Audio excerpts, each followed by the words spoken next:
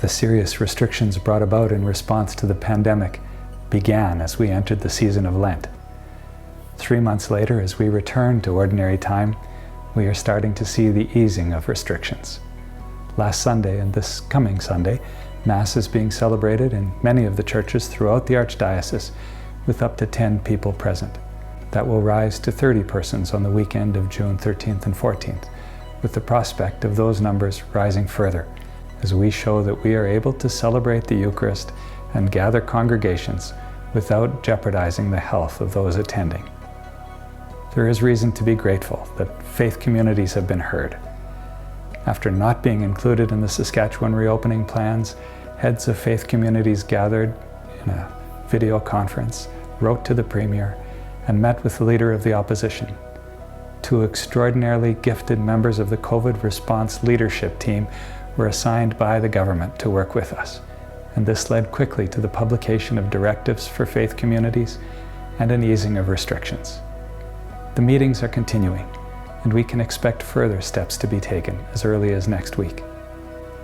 I take this opportunity to express our thanks to those we have had the opportunity to work with. Meanwhile, our Archdiocesan Working Group is diligently thinking through the implications of these new directives for our parishes. We continue to ask for your patience, perseverance, and prayers.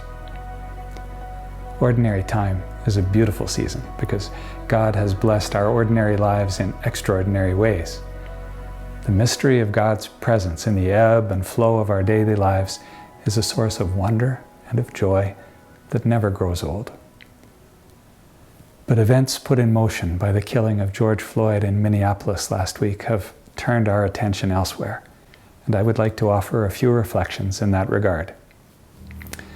Our neighbors to the south are in some ways the most advanced nation in the world, but they are also a society deeply divided, with an embedded racism that is deeply destructive.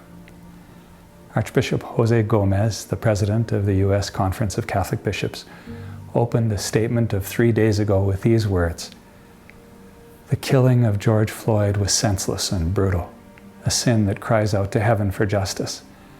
How is it possible that in America, a black man's life can be taken from him while calls for help are not answered, and his killing is recorded as it happens?" The days following this tragedy have given rise to protests and riots, to acts of generosity and acts of aggression.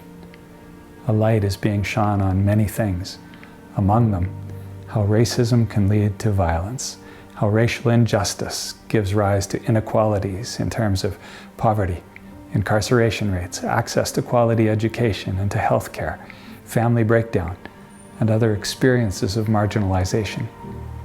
We are hearing an outcry against all of that, and we are witnessing a backlash against protesters and a stifling or distorting of those who are crying out for justice. As Church, we are called to stand in solidarity with all those who suffer, all those who yearn and actively work for a just society. Nonviolent protests against injustice are a powerful way to bring about change, and the life and teaching of Jesus gives witness to peaceful but costly ways to transform situations of injustice. It is above all in his death on the cross, which was a death by asphyxia, that the Lord ultimately witnessed to how the deepest transformation is brought about by God. George Floyd, too, died by asphyxiation, and the Lord, who invites us to stand with the crucified in our day, summons us to solidarity. The polarization and embedded racism of American society brings forth lament from us. But here in Canada, here in Saskatchewan, we too struggle with an embedded racism. Why is it that our Indigenous people are on the losing end of so many societal indicators of well-being? Education rates, incarceration rates, health struggles, economic struggles, children taken from their parents, suicide rates. Why is it that these injustices persist? And why are we so slow to walk with our Indigenous peoples, to stand with them in their struggle for justice, to address and root out the seeds of racism? How is it that our churches, inspired by the gospel of the crucified Christ, are so often blind or oblivious to the suffering and injustice, humiliation and wounds of our sisters and brothers? Those are questions that should shape our agendas and draw on our best energies and resources in our churches and in our society. Years ago, I had the privilege of studying the writings, speeches, and life of Martin Luther King Jr. Grounded in the gospel, he points a way forward for the people in the United States then and now, and for us too. King noted that one who passively accepts evil is as much involved in it as one who perpetrates it. The civil rights movement he led sought to bring change, but to bring it in a nonviolent way. He noted, "I've seen hate on the faces of too many sheriffs, too many Klansmen of the South to want to hate myself. Hate is too great a burden to bear. Hate begets hate, violence begets violence, toughness begets a greater toughness. We must meet the forces of hate with the power of love." But for King, that love was not to be passive. Love never rests easy when people unjustly suffer. One last quote from Martin Luther King, which speaks to us powerfully today in Saskatchewan as in Minneapolis, in the church as in society. He writes, "Our loyalties must transcend our race, our tribe, our class, and our nation. And this means we must develop a world perspective. The judgment of God is upon us, and we must either learn to live together as sisters and brothers, or we're all going to perish together as fools." I trust and pray that the God of all creation won't let that happen.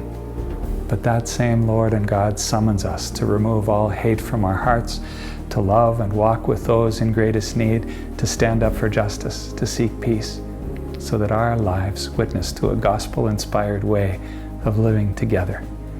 Now is the time to learn how to transform our lives, our churches, our society, that we might truly reflect the gospel we proclaim and the kingdom that Jesus came to bring. God bless you all on this journey.